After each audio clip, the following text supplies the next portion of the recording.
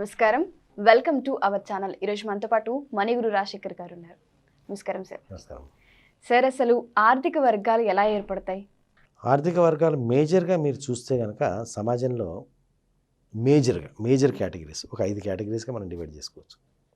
మేజర్గా ఒక 5 కేటగిరీస్ అంటే ఇట్లా ఒక రోడ్డు మీద భిక్షం ఎత్తుకుంటూ ఏ పూట కాపూట బాధలు పడుతూ వాళ్ళని వెళ్ళి యాచించి బ్రతికే కేటగిరీ.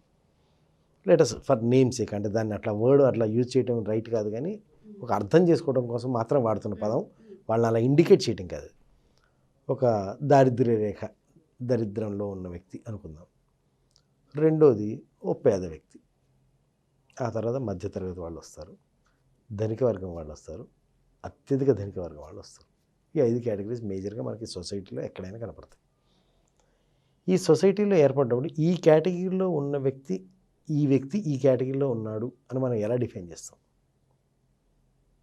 ఈ వ్యక్తి మధ్యతరగతి వర్గంలో ఉన్నాడు, లేదా ఈ వ్యక్తి ధనిక వర్గంలో ఉన్నాడు, ఈ వ్యక్తి అత్యధిక ధనిక వర్గంలో ఉన్నాడు, ఈ వ్యక్తి పేద వర్గంలో ఉన్నాడు అని ఎలా డిఫైన్ చేస్తాం? వాళ్ళకున్న ఆర్థిక స్థితిని బట్టి మనం జనరల్గా అనుకునేది. ఈ ఆర్థిక స్థితి ఎలా ఏర్పడుతుంది అనేది మనకు అర్థమైతే ఈ అత్యంత దారిద్ర్య దగ్గర ఉన్న వ్యక్తి కూడా అత్యధిక ధనికుడి దగ్గరికి షిఫ్ట్ అయిపోవచ్చు, జర్నీ చేసేయచ్చు. ఈ జర్నీ చేయడం తెలిసిన వ్యక్తులు జర్నీ చేస్తున్నారు, జర్నీ చేయడం తెలియని వ్యక్తులు అక్కడే అయిపోతున్నారు. సో ఇక్కడ ఈ వర్గంలోకి ఎలా చేరాం మనం అంటే, ఇప్పుడు ఒక మధ్యతరగతి వర్గానికి చెందిన వ్యక్తి మధ్యతరగతి వర్గం నుంచి ధనిక వర్గంలోకి షిఫ్ట్ అవ్వాలి. కోరిక ఉంటుంది కానీ ట్రాక్ తెలియదు. So this video is about giving the track, how you can shift. అంటే ఏ కేటగిరీలో ఉన్నా సరే, మీరు ఏ కేటగిరీకి వెళ్ళదలుచుకున్నా సరే, అటైనా ఇటైనా అంటే ఎటు వెళ్ళదలుచుకున్నా ట్రాక్ ఒకటే. ఆ ట్రాక్లో ఎలా వెళ్తాం అనేది మనం ఇప్పుడు మాట్లాడుకుంటే కనుక చూడండి. It's all depends upon how long you see అంటే ఎంత దూరం మీరు ఆలోచించగలుగుతున్నారు అనే దాన్ని బట్టి depend. Let us say first right from the beginning నుంచి వద్దాం. ఈ రోడ్డు పక్కన పడుకుని ఆ రోడ్డు పక్కన యాచించి జీవించే యాచకులు, ఆ స్థాయి వ్యక్తులు. ఆ వ్యక్తి వాళ్ళ పొద్దున్నే లేవగానే తన టార్గెట్, తను ఎంత దూరం చూడగలుగుతాడు, టైంని ఎంత దూరం ముందుకు చూడగలుగుతాడు. ఏమైనా సరే ఇవాళ సాయంత్రం లోపు 100-150 సంపాదించి మనకి ఈ పూట ఈరోజు గడిపేయాలి. So target is by end of the day. అంటే ఎండ్ ఆఫ్ ది డేకి 100-150 ఇంతే టార్గెట్. ఇక దానికోసం తను ఏం చేయాలో చేస్తాడో. ఆ 100-150 వచ్చిన తర్వాత ఈజ్ రిలాక్స్డ్. ఏమైనా ఉంటే ఎప్పుడు చూద్దాం, రేపు చూసుకుందాం. ఇవాళకి అయిపోయింది కూడా, రేపు చూసుకుందాం. So he's there. Second category ఈ పేదరికం వాళ్ళు, మేబీ రోజు కూలీలు కావచ్చు, లేబర్స్ కావచ్చు, లేదా వాళ్ళు ఎవరైనా కావచ్చు, వారం బట్ వాళ్ళదేంటి, ఈ శనివారం వచ్చిందంటే ఈ వారం కూలీలో మనం ఎంత సంపాదించాలి, లేదా ఒక 1500-2000 సంపాదించాలి. ఈ 1500-2000 సంపాదించి దీంతో కావాల్సిన బియ్యం, ఉప్పులు, పప్పులు ఇంటికి తీసుకెళ్ళి కొనేసుకుని, అక్కడ ముందు వాళ్ళు కూడా అదే కొనేసుకుని, సండే కాబట్టి కొంచెం ఎంజాయ్ చేయడానికి సరే డబ్బులు పెట్టుకుని ముందుకెళ్ళి ఈ 50-60-100-150 సంపాదించే వాళ్ళు ఉన్నారు. వాళ్ళు కూడా 20-30 రూపాయలు. మనకి దేశంలో మనకున్న అదృష్టం ఏంటంటే, మనం ఏ రేంజ్ డబ్బులు పెట్టుకున్నా మనకి ఆ అవైలబిలిటీ ఉంటుంది. ఏ రేంజ్ వాళ్ళకి ఆ రేంజ్ అవైలబిలిటీ ఉంటుంది. కాబట్టి ఆ వ్యక్తి ఏం చేస్తుంటే ఇవాళ సాయంత్రానికి తిండి తినేసి అంతే అనమాట. ఈ వ్యక్తి ఈ వారంలో చేసేసి ఈ బియ్యం, ఉప్పులు, పప్పులు ఇంట్లో పడేసి మనకు కొంచెం అలా ఓ సండే చేయగలిగితే ఏమైనా ఉంటే మళ్ళీ వారం చూసుకుందాం. సో ఈ వ్యక్తి ఫోకస్ 1 వీక్ సర్టెన్ అమౌంట్, అంతకుముందు వ్యక్తి focus 1 day certain amount. Third category జీతం రాగానే ఇంటద్దె కట్టేసి, పిల్లల ఫీజులు కట్టేసి, చీటీలు కట్టేసి, ఇన్స్టాల్మెంట్లు కట్టేసి, అవన్నీ కట్టేసి 7వ తారీఖు అంటే ఫస్ట్ నుంచి ఒక 5-6 తారీఖుల లోపల ఈ మొత్తం పేమెంట్స్ చేసేసి ఏమనుంటే వచ్చే నెల చూసుకుందాం. అంటే వచ్చే నెల చూసుకుందాం, లేదా ఎవరినైనా అడిగినా వచ్చే నెల ఇస్తా, లేదా వచ్చే నెల సర్దుబాటు చేస్తా, వచ్చే నెల అంటే ఇప్పుడు ఒకవేళ బయట నుంచి చేయాల్సి వచ్చినా, మేనేజ్ చేయాల్సి వచ్చినా, అనుకోకుండా ఖర్చులు వచ్చినా దాన్ని వచ్చే నెలకి లేదా ఆపై నెలకి లేదా ఏదో నెలకి షిఫ్ట్ చేసుకుని, అంటే ఈయన వ్యూ మొత్తం, విజన్ మొత్తం 1 month amount month. 4th category ధనిక వర్గం.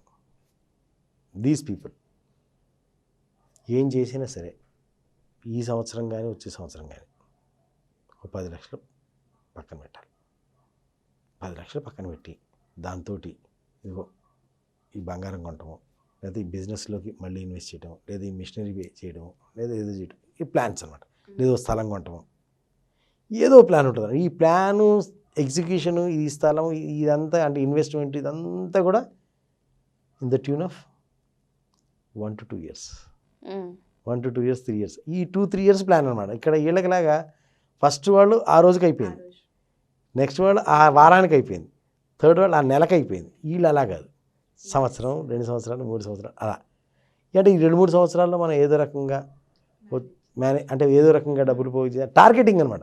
టార్గెటింగ్ ఏదో రకంగా మనం ఇంత డబ్బు పోగు చేసి స్థలం తీసుకుని పక్కన పడేస్తే అమ్మాయి పెళ్లి మనకు వస్తుంది, లేదా ఇది ఒక ఇన్వెస్ట్మెంట్ చేస్తే మనకి ఇంకెందుకని మనకు వస్తుంది, లేదా బిజినెస్ ఎక్స్పాన్షన్ మనకు వస్తుంది, లేదా ఇంకో దాన్ని మనకి వాట్ ఎవర్ ఇట్ ఈస్. వాళ్ళ ప్లానింగ్ మొత్తం కూడా 1 to 3 మ్యాక్సిమం 2-3 years ఇది లెక్క. మిగిలిన కేటగిరీ అత్యధిక ధనిక వర్గం. వీళ్ళ targeting starts with 10 years, no end. Starts with 10 years and no end అనమాట. అంటే మినిమం 10 years ప్రాజెక్ట్ అనమాట. Minimum 10 years project. ఈ కొన్ని వీళ్ళు చేసే ప్రాజెక్టులు, స్టార్ట్ చేసే ప్రాజెక్టులు, అసలు ఈ వ్యక్తి బతికొండంగా కంప్లీట్ చేయగలరా ఈ ప్రాజెక్టు అనిపిస్తుంది. చూసుకోండి, మీకు చిన్న ఎగ్జాంపుల్ చెప్తాను. 1998-2000 ప్రాంతంలో, 98 ప్రాంతంలో mobile phone Tata Idea cellular ఉండేది. ఎంత పెద్దది. దానికి అవుట్ గోయింగ్ 32 రూపీస్, ఇన్కమింగ్కి 16 రూపీస్ పర్ మినిట్. నిమిషానికి 16 రూపాయలు ఇన్కమింగ్, 32 రూపాయలు అవుట్ గోయింగ్. చాలా తక్కువ ఫోన్ ఉండి, చాలా అసలు మొబైల్ ఫోన్ చేతిలో పట్టుకుని వాడు జేబు చిరిగిపోయింది అనమాట. జేబులో పెట్టుకుంటే ఇట్లా చేతిలో పట్టుకుని వెళ్తుంటే ఇది విషయం. మనం వాళ్ళ గురించి మాట్లాడాలి. టోటల్గా పర్ మినిట్ ఎంత కలెక్ట్ అవుతుంది టాటాకి? 32 + 16 48 రూపీస్ కలెక్ట్ అవుతుంది. 48 రూపీస్ కలెక్ట్ అవుతుంది per minute call. Per minute 1 కాల్కి 48 rupees Tata company charge చేస్తుంది. కానీ టాటా కంపెనీకి ఆ per minute it use to cost 64 rupees. Collect చేస్తుంది ఎంత? 48 రూపీస్. ఖర్చు అవుతుంది ఎంత? 64 రూపీస్. అంటే 16 రూపాయలు నిమిషానికి ఒక కాల్ మీద కంపెనీకి నష్టం. 98 ప్రాంతాల్లో టార్గెట్ ఏంటంటే వాళ్ళకి బ్రేక్ ఈవెన్, అంటే ఆ కాల్కి వీళ్ళ ఖర్చు, వీళ్ళ పేమెంట్కి కరెక్ట్గా మ్యాచ్ అవ్వాలంటే they use to collect 1 million mobile phones in Hyderabad. Hyderabad అనే పట్టణంలో 10 లక్షల కనెక్షన్స్ కనుక వాళ్ళు ఇవ్వగలిగితే వాళ్ళ టార్గెట్ మ్యాచ్ అవుతుంది. అక్కడ స్టార్ట్ అయిన జర్నీ. ఇప్పుడు ఎంత టాటా ఛార్జెస్? పర్ సెకండ్ 2 secondsకి 1 పైసా, అంటే నిమిషానికి 30 పైసలు. Incoming totally free, GB free, internet free, ఇవన్నీ free. Still the same Tata per minute some lakhs, crores per day, so many crores. 98 ఎక్కడ, 2020 ఎక్కడ? ఈ రోజున ఇంత వస్తుంది కాబట్టి ఆ రోజున అక్కడ పెట్టారు, వదిలిపెట్టారు. మన ఎదురుగా జరుగుతుంది. Metro project, Hyderabad metro project ఎప్పటి నుంచి మొదలుపెట్టి ఉంటారు? కొంతమందికి అయితే వాళ్ళు పుట్టి కూడా ఉంటారు. ఎప్పుడూ స్టార్ట్ చేసిన ప్రాజెక్ట్. అసలు ట్రాక్ ఎప్పుడు ఎక్కింది? ఈ మధ్య ఎక్కింది. మళ్ళీ కరోనా లాక్డౌన్ అయిపోయిందా? కాదు, ఇట్ విల్ రన్. ఇది బ్రేక్ ఈవెన్ పాయింట్ క్రాస్ అయిన మరుక్షణం ఏం జరుగుతుంది? Per month per year hundreds of crores they will reach. మరి ఇక్కడ హండ్రెడ్స్ ఆఫ్ క్రోర్స్ రావాలంటే అక్కడ వాళ్ళు ప్లాన్ చేసి ఉండాలి. Vision 20 years, 25 years, 15 years, 10 years. ఆ 10 years పాటు దాన్ని శ్రమ పడుతూ వస్తే బోయింగ్ ఏమంటుంది బోయింగ్ విమానం రిసర్చ్ చేసేటప్పుడు it is the heaviest plane అన్నమాట. దానికి 20 years పట్టిందంట ఆ ప్రాజెక్ట్ కంప్లీట్ చేయడానికి. ఫస్ట్ బోయింగ్ తయారవటానికి 20 years, 2000 engineers, 2000 members worked on that project for 20 years. Fortunately, ఆ హెవీ 800 మెంబర్స్ని క్యారీ చేయగలిగే ఫ్లైట్ టేక్ ఆఫ్ అయ్యింది. అవ్వకపోతే ఆ ప్రాజెక్ట్ ఫెయిల్ అయితే 2000 మెంబర్స్ యొక్క 20 years ఆఫ్ కెరీర్ గాన్. అంత రిస్క్ లేదా అంత విజన్ ఉంటుంది కాబట్టే వాళ్ళు ఆ స్థాయిలో ఉంటారు. 2-3 years విజన్ ఉంటుంది కాబట్టి వీళ్ళు ఈ స్థాయిలో ఉంటారు. నెల వరకు విజన్ ఉంటుంది కాబట్టి వీళ్ళు ఈ స్థాయిలో ఉంటారు. వారమే విజన్ ఉంటుంది కాబట్టి వాళ్ళు ఆ స్థాయిలో ఉంటారు. సాయంత్రం వరకు విజన్ ఉంటుంది కాబట్టి వాళ్ళు ఆ స్థాయిలో ఉంటారు. షిఫ్ట్ ఎలా అవ్వాలి అంటే విజన్ పెంచుకోవడం ద్వారా కేటగిరీ షిఫ్ట్ అవుతాం, విజన్ తగ్గించుకోవడం ద్వారా కేటగిరీలో బ్యాక్ అవుతాం. సార్ మరి మీరు అన్నట్టుగానే విజన్ అనేది ముందు చూపు ఉండాలి ఖచ్చితంగా. సో చాలామందికి ఏంటి అంటే ఈ పూట, ఈ నెల, ఈ వారంతోనే ఆగిపోతున్నారు. సో అలా కాకుండా ఇవి నేర్చుకోవడానికి ఏమైనా క్లాసెస్ కానీ ఏమైనా ఉన్నాయా జనరేషన్స్?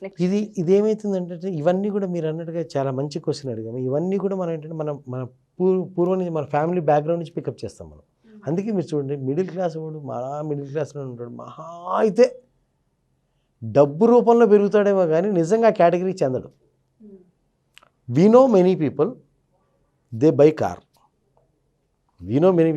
car. ఆ కార్ని షెడ్లో పెట్టి నీట్గా కవర్ కప్పేసి అలా ఉంటుందన్నమాట. ఎప్పుడన్నా ఒకసారి కవర్ తీసి తుడిచి మళ్ళీ కవర్ వేస్తారు. What you are doing? You had purchased a car but you are not in a position to enjoy it. అంటే ఎంజాయ్ చేసే ఉద్దేశం లేవు కానీ కారు కొన్నావు. ఇదేంటి, నీ దగ్గర డబ్బులు ఉన్నాయి కానీ ఎంజాయ్ చేసే ఉద్దేశంలో కానీ లేదా దాన్ని పర్ఫెక్ట్గా యూజ్ చేసే ఉద్దేశంలో లేవు. అంటే ఏంటంటే నువ్వు డబ్బు పరంగా ఆ కేటగిరీకి వెళ్ళిపోయావు కానీ ఇక్కడ అక్కడే ఉన్నావు, రైట్? సో ఇక్కడ మా ఫ్రెండ్ ఒక ఆయన చాలా తమాషా అనమాట. అంటే పక్కన నేను ఉన్నాను, నాకు ఏం చేయాలో అర్థం కాల. మనోడు కొత్త కారు కొనుక్కొచ్చాడు. కొత్త కారు కొనుక్కొచ్చిన తర్వాత వాళ్ళ ఆవిడే ఉందంటే, బాగుందండి, వర్షాకాలం బయటికి తీయకండి మురికైపోద్ది, వర్షాకాలం మొత్తం ఇంట్లోనే ఉంచండి. కారు కొనుక్కుని వర్షం వస్తుంటే కారు తడిచిపోద్ది కాబట్టి కారు ఇంట్లో పెట్టి ఈయన రెయిన్ కోట్ వేసుకుని బైక్ మీద వెళ్ళిపోవాలి. వై అంటే అక్కడ ఆగిపోయింది థాట్. అక్కడ ఎందుకు ఆగిపోయిందంటే మన చిన్నప్పటి నుంచి బ్రాటప్ అట్లా ఉంది. ఆ చిన్నప్పటి నుంచి బ్రాటప్ చూసి అరే మా తాతగారు గంజి తాగేవారు, మా నాన్నగారు గంజి తాగి మమ్మల్ని పోషించారు, మేము ఇవాళకి అన్నమన్నా తినగలుగుతున్నాం. ఫెంటాస్టిక్, ఐ అప్రిషియేట్ ఇట్, కాదని అంటలా. కానీ that is not the end, that is only the bend. అదొక బెండ్ మాత్రం, ఎండ్ కాదు అది. బెండ్ ఆఫ్ ది స్టోరీ, అది ఎండ్ ఆఫ్ ది స్టోరీ కాదు. దాన్ని మనం ఎండ్ ఆఫ్ ది స్టోరీ కింద కంక్లూడ్ చేసి ఓన్లీ మనమన్నా వరి అన్నం తింటున్నాం, మా నాన్నగారు రాగులు సజ్జలు తినేవాళ్ళు, గంజి తాగేవాళ్ళు, మేమన్నా బెటర్గా ఉన్నాం. Come on, that's not the way. ఎక్కడ దాకా వచ్చినప్పుడు యూఆర్ క్యాపబుల్ అని అర్థమైంది కదా. మరి అర్థమైన క్యాపబిలిటీ అక్కడ ఆగటమైంది, ఇంకా ముందుకెళ్ళొచ్చుగా. అలా ముందుకెళ్ళాలి అంటే ఆ చిన్నప్పటి నుంచి ఆ పడే సీడ్స్ రాంగ్ సీడ్స్ అవడం వల్ల ఈ పరిస్థితి వస్తుంది. అంటే విజన్ అనేది ఫాదర్ ఏ విజన్ తోటి ఉన్నాడో కొడుకు కూడా మహా అయితే ఒక్క స్టేజ్ ఎక్కువ విజన్లో ఉంటాడు, మహా అయితే. అంతకు మించి విజన్కి వెళ్ళే ఛాన్సే లేదు. ఎందుకు లేదంటే అక్కడ సీడ్ అట్లాంటి పడింది అనమాట. సో సీడ్ కనుక అక్కడి నుంచి కరెక్ట్గా పడితే, ఆ 14 years లోపు కనుక కరెక్ట్గా చేయగలిగితే that can be wonderful. Sir మరి వీటి కోసం క్లాసెస్ ఏమన్నా ప్లాన్ చేస్తున్నారా మీరు? ఇటువంటి అవసరాలను గమనించి మన భారతదేశంలో ఈ నాలెడ్జ్, ఆర్థిక విజ్ఞానం లేకపోవడం వల్ల ఈ ప్రపంచం అంటే వీళ్ళందరూ మన తోటి మిత్రులందరూ ఇలాంటి ఇబ్బందులు పడుతున్నారనే ఉద్దేశంతో వీళ్ళు నేర్చుకోగలిగిన నేను నేర్చుకోకపోయినా కనీసం రాబోయే తరానికన్నా కరెక్ట్ సరైన విజ్ఞానం అందించాలనే ఉద్దేశంతో నవంబర్ 29th రోజున మనం మనీ పేరెంటింగ్ అని ఒక ప్రోగ్రామ్ చేస్తున్నామమ్మా. ఆ 2.5 hours 3 hours లోపల ఏంటంటే పేరెంట్స్ అయ్యండి పిల్లలకి మనీ గురించి ఎటువంటి నాలెడ్జ్ ఇవ్వాలి, ఎటువంటి ఎక్స్పోజర్ ఇవ్వాలి, ఏ విధంగా వాళ్ళకి మనీని హ్యాండిల్ చేయడం నేర్పాలి అని ఈ డైమెన్షన్లో మనం ప్రోగ్రామ్ ఇస్తున్నాం. నిజంగా పిల్లల భవిష్యత్తు కోరుకునేవాళ్ళు, మా పిల్లలు బాగుండాలని కోరుకునేవాళ్ళు, మీ పిల్లలకి 100 కోట్లు ఇచ్చారో లేదో సంబంధం లేదండి, కనీసం 100 రూపాయలు సంపాదించడం నేర్పించారా లేదా, ఆ 100 రూపాయలు మేనేజ్ చేయడం నేర్పారా లేదా, దట్ మ్యాటర్స్ ఎ లాట్ అనమాట. సో అలాంటి శ్రద్ధ, ఆసక్తి, నిజంగా డెడికేషన్, కమిట్మెంట్ ఉన్న పేరెంట్స్ అందరికీ ఇదే మా ఆహ్వానం. You can enrol with the number and you can join this programme. Thank you sir, thank you so much.